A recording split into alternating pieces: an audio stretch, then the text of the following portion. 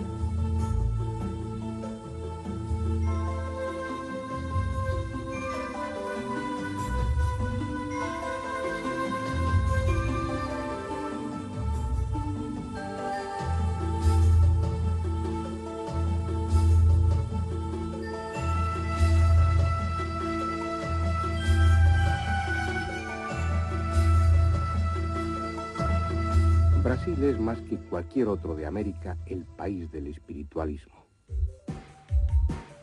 Aunque parezca una paradoja, esta tierra sensual, exuberante en toda manifestación de vida, es al mismo tiempo la tierra donde más estrechamente conviven los vivos y los muertos.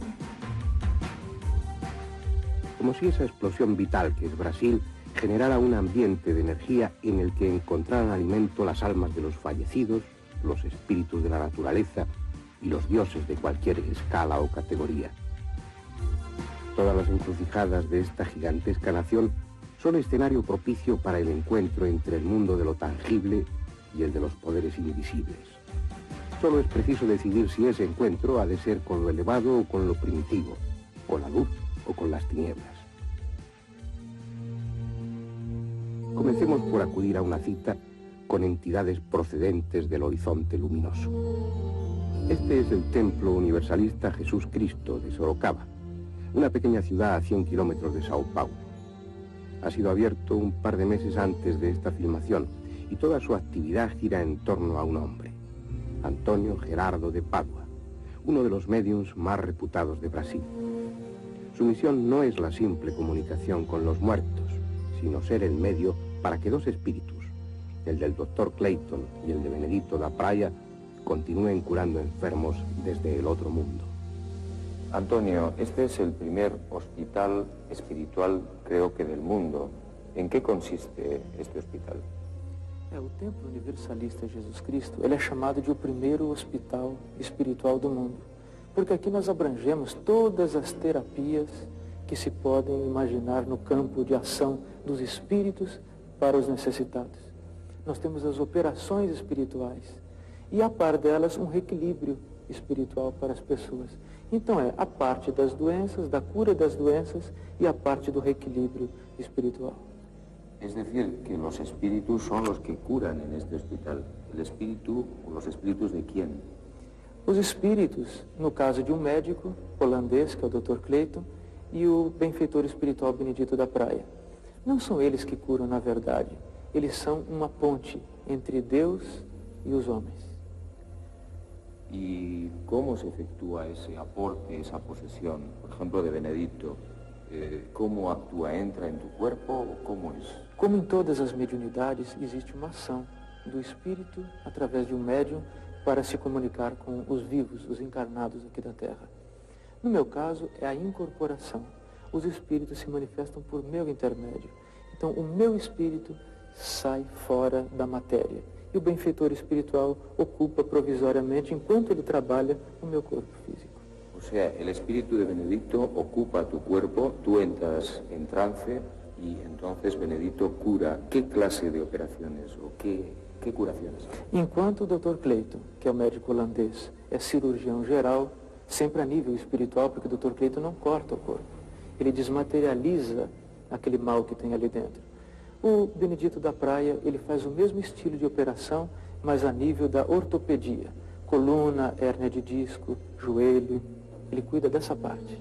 Ortopedia también hacéis vosotros. ¿Qué otro tipo de operaciones se hacen aquí? Aqui nós tratamos somente da parte de ortopedia, porque o seu Benedito da Praia trabalha aqui no templo. Já o Dr. Clayton trabalha aqui perto, em Sorocaba mesmo, no sítio Santa Helena. Ele gosta de trabalhar num bosque, numa parte onde existe muita árvore, muita brisa, muita natureza. É lá que ele faz as operações. ¿Quién era Benedito? ¿Fue un brasileño? ¿Quién fue? Benedito da Praia foi um brasileiro, encarnado aqui no Brasil, no estado da Paraíba, lá no Nordeste. E naquela época ele era um curador capacitado e exímio conhecedor das ervas, dos processos de cura. Uma vez ele voltando ao mundo espiritual, por amor, por caridade, hoje ele volta à Terra por meu intermédio para dar auxílio a quantos busque. Cuando Benedito, el espíritu de Benedito penetra en tu cuerpo, ¿tú qué experimentas? ¿Qué sensación tienes? ¿Qué sientes?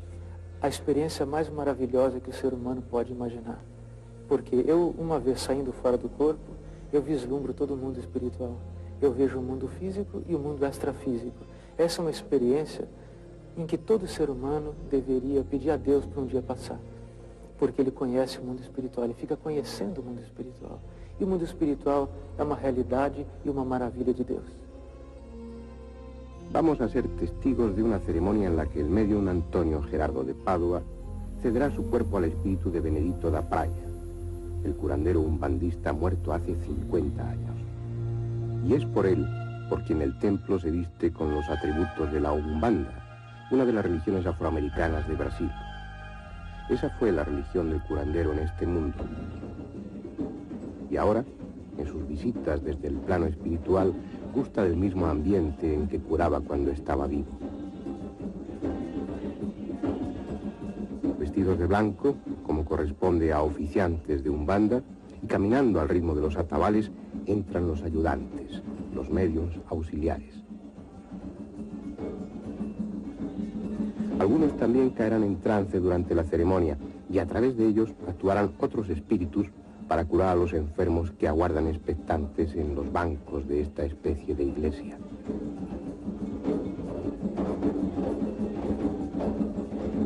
Jesús, considerado entre los espiritistas como el espíritu de mayor elevación, símbolo universal de amor y paz, preside con su imagen el templo. Y no es una paradoja que junto a él vibren los atabales de la Umbanda, porque el espiritismo integra cualquier mensaje de cualquier religión, siempre que esté dictado por el amor y el progreso espiritual. Después de los rezos iniciales, Antonio Gerardo se concentrará unos instantes. Va a dejar su sitio a Benedito da Praia. Va a prestar su cuerpo para que el espíritu del sanador umbandista ayude a los enfermos como lo hacía cuando estaba vivo.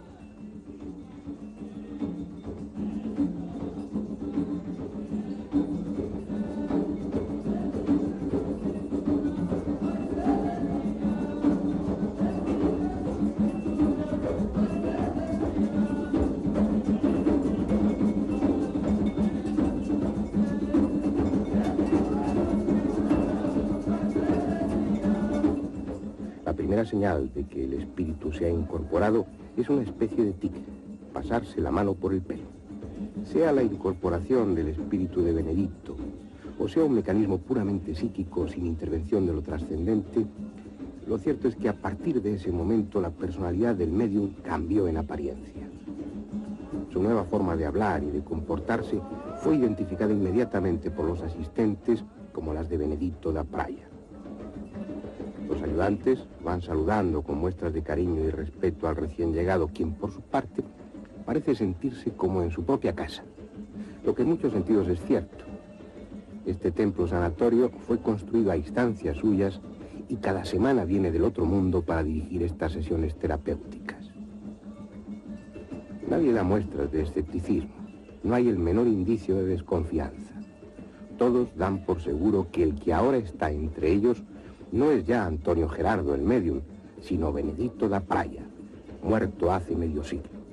Un espíritu jovial, expansivo, que departe amigablemente con todos, incluidos nosotros. Certa exposição a raio-x, chapas.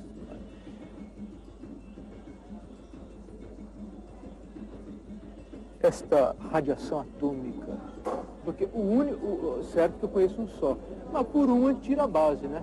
Apesar de que lá na Espanha tem muita cadeia, não tem? Do povo brasileiro e de todos esses companheiros que estão aqui, que trazem do... Mientras tanto, varios de los médiums ayudantes ya han caído en trance sin dejar de moverse al son de los atabales. En sus rostros hay aire de ausencia o extrañas muecas cuya razón es imposible adivinar. Están abandonados de sí mismos, prestados a otros espíritus, en ese grado de generosidad extrema que es la mediunidad. Si son realmente poseídos o su trance obedece a otras razones, nadie puede decirlo. ¿Quién sabe lo que sucede dentro de cada uno de esos cuerpos vestidos de blanco? Todo es como sería si nuestras cámaras no estuvieran aquí. Y es así porque nada les importa lo que pensemos o lo que ustedes puedan creer. Ninguno de ellos cobra por su trabajo. La construcción y el mantenimiento del templo solo dependen de la familia del médium. A nadie le está prohibida la entrada y a nadie se cobra por participar en estas sesiones. Pero los enfermos no vienen porque se trate de un servicio gratuito. Muchos han llegado desde puntos lejanos del Brasil, incluso de otros países, y lo hacen atraídos por la fama de Benedito da Praia, por las extraordinarias curaciones de las que han oído hablar.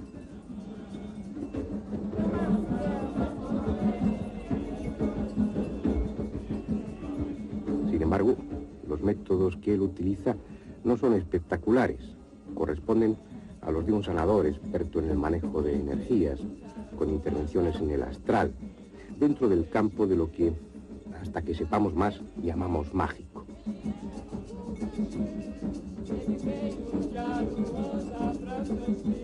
Si acaso, ventosas, masajes locales, infusiones, pero sobre todo la imposición de manos, los pases, las descargas.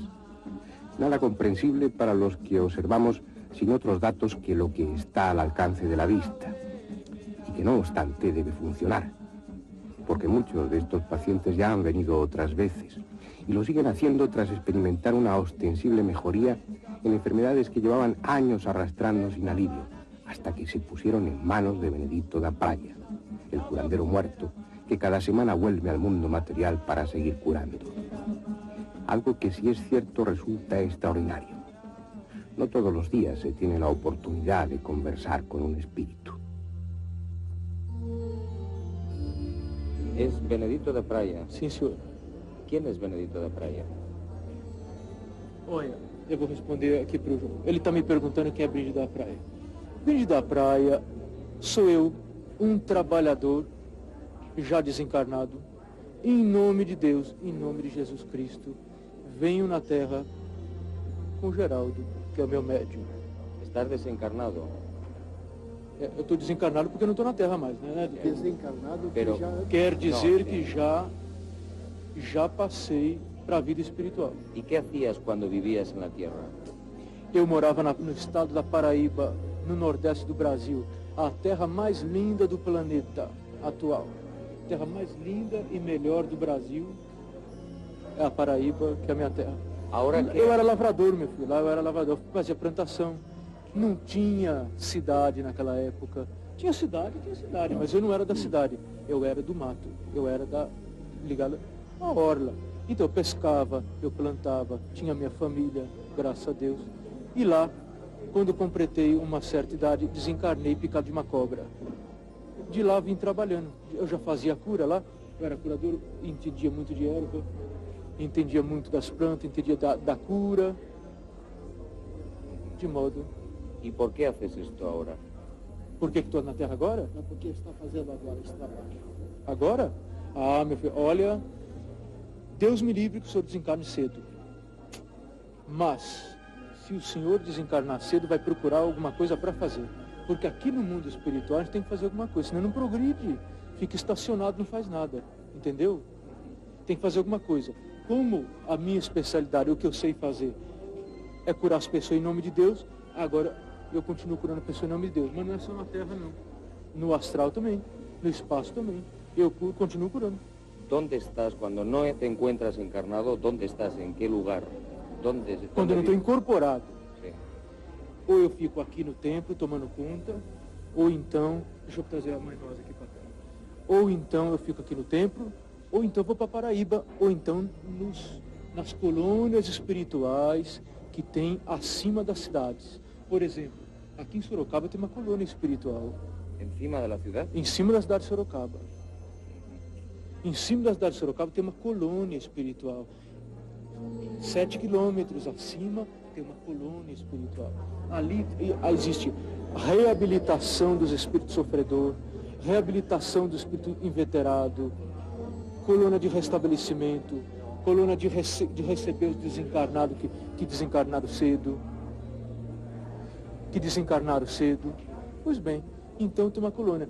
Acima da cidade do Rio de Janeiro tem Nosso Lar, uma cidade chamada Nosso Lar. Acima do estado de Minas Gerais tem uma colônia chamada Redenção. E daí por diante. ¿Y hay más colonias en todo el mundo?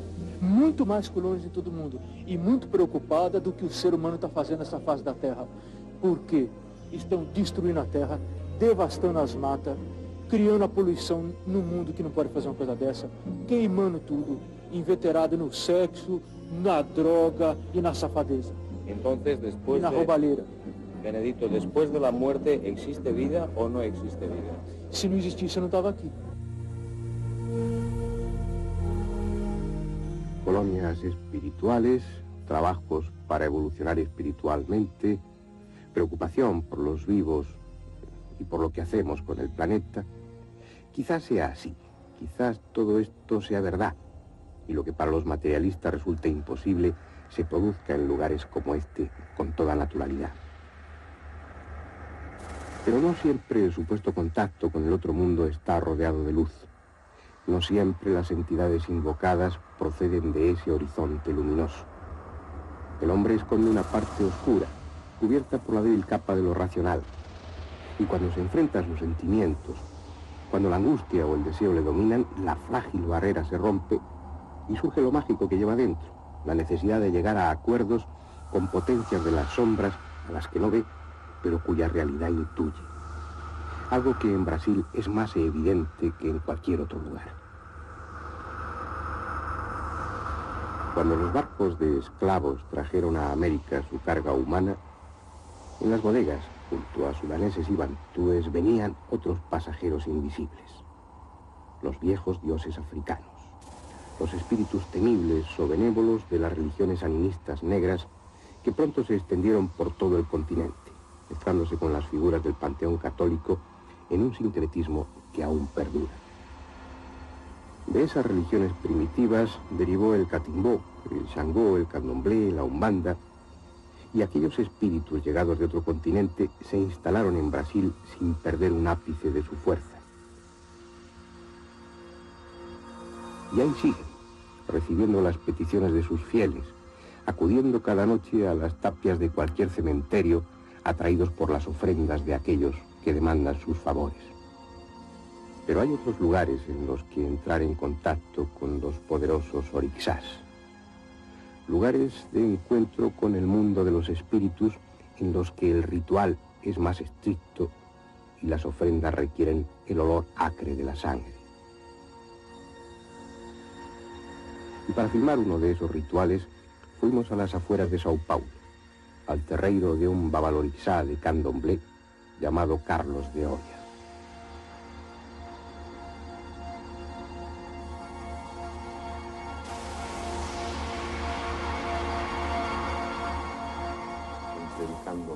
Como muchos de los negros que viven en América, Carlos de Oria no solo no oculta sus raíces africanas, sino que exhibe orgullosamente ropas y adornos que le identifiquen con el continente negro, en el que probablemente nunca ha estado. Él es un babalorixá, un oficiante de candomblé, la más africana de las macumbas brasileñas. Según él, la más fuerte, en la que se movilizan más energías y en la que los sacrificios sangrientos son parte importante. A Umbanda, olha, toda a obrigação, você vai dar uma comida, uma festa a um santo. 7 dias antes, você faz o sacrifício ao escravo daquele santo, porque todo orixá de candomblé carrega um escravo. Então, antes de você fazer qualquer festa, qualquer oferenda a qualquer orixá, você tem que fazer um sacrifício a um Exu, que o Exu esteja correspondendo, que seja escravo daquele santo. Porque senão, se você não fazer a matança, aquele ritual de preceito bonito ao Exu, ele não deixa que o orixá tenha paz, que o orixá passe até o dia da festa a vir receber a oferenda que tem que receber. Contemplados así, desde el espacio amable de la propia casa, todos los elementos incorporados al terreiro, el lugar de encuentro entre hombres y espíritus, parecen simples objetos, ingenuos cachivaches para el decorado de una mala película, pero son fetiches, despertadores de sentimientos, son tan auténticos como la intención de los que creen y viven en esta religión, referencias para la fe de los creyentes, tan merecedoras de consideración como las que puedan encontrarse en un templo de cualquier otra religión. No es una ceremonia amable esta a la que vamos a asistir. El babalorixá ha exigido el sacrificio de un cabrito y 4 gallinas, porque se trata de invocar a Exú, el que abre la puerta al mundo de los espíritus, pero en su advocación más poderosa y más siniestra. Y eso requiere derramamiento de sangre. Una maltratada puerta pintada de rojo cierra el santuario de Exú a las miradas profanas, porque en esta, como en cualquier religión, hay reductos a los que solo el oficiante tiene acceso, como hay secretos que solo el iniciado conoce. Secretos que hoy desvelarán en parte nuestras cámaras. Nada ingrato en esta pequeña caseta de madera estremecida puntualmente por el paso del tren. Puestos a encontrar una figura del panteón católico que sirva para representar la función de Exú, el candomblé no encontró otra mejor que la del propio Satanás andrógino, con pechos femeninos, como el Baphomet de los templarios.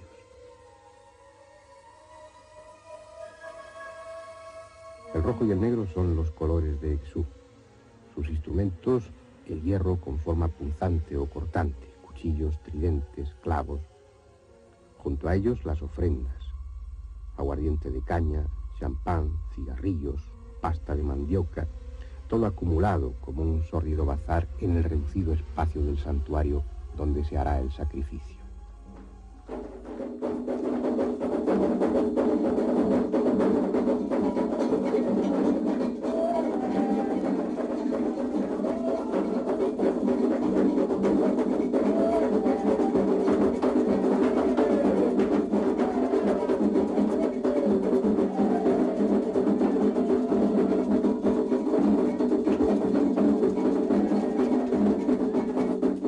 Ya los atabales han iniciado con su seco sonido la ceremonia. Los participantes cantan y danzan en honor de Exú, reconociendo su poder, solicitando la aceptación del sacrificio y que, una vez derramada la sangre, acuda y se manifieste. Aunque sea otro el ambiente y otras las vestiduras, estamos asistiendo a un rito milenario, común a todas las religiones primitivas, la preparación de una ofrenda de sangre. Esa sangre a la que eran tan aficionados los viejos dioses, desde el bíblico Yahvé hasta el mexica Huitzilopochtli.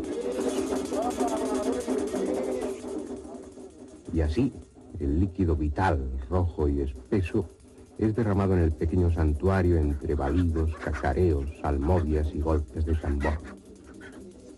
Nunca hasta este momento se ha filmado el sacrificio dentro de un santuario de Exú. Es la primera vez que unas cámaras violan el secreto. ¿Y acaso sea ese el único mérito de estas imágenes? Porque luces, objetivo y micrófono no tuvieron otro lugar que el que quedaba en este pequeño antro donde apenas cabían los hierofantes y sus víctimas. Para bien o para mal, aquí están, con todo su torpe dramatismo, con toda su primitiva brutalidad, las imágenes de una ceremonia hasta hoy secreta en honor de un dios africano vestido con atributos satánicos. Ese soro, soro pa, oh, ese soro, soro pa. Ese soro pa, oh, ese soro pa, oh, ese soro, soro pa, ese soro pa.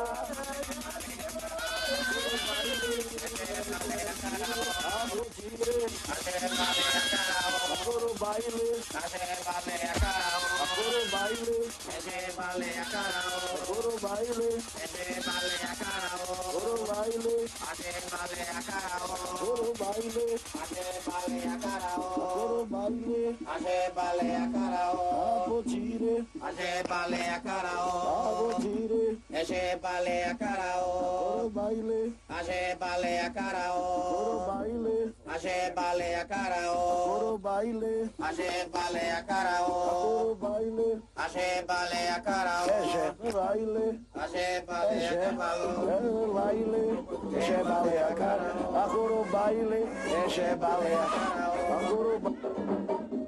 Dicen que las ofrendas de alimentos en torno a las que danzaron después del sacrificio sirven para que las energías movilizadas no tengan mal destino y las entidades atraídas por la sangre no causaran muerte entre los que allí estábamos. Quizás por nuestra ignorancia no dimos demasiado crédito a tan siniestras amenazas, pero lo cierto es que nos sentíamos incómodos y todos los que formamos el equipo estábamos deseando que aquello terminase. Habíamos visto otras ceremonias, otros trances y otras posesiones, pero aquella mujer de risa absurda, en la que según dijeron se había incorporado Pombayira, la concubina de Exú, nos resultaba especialmente desagradable.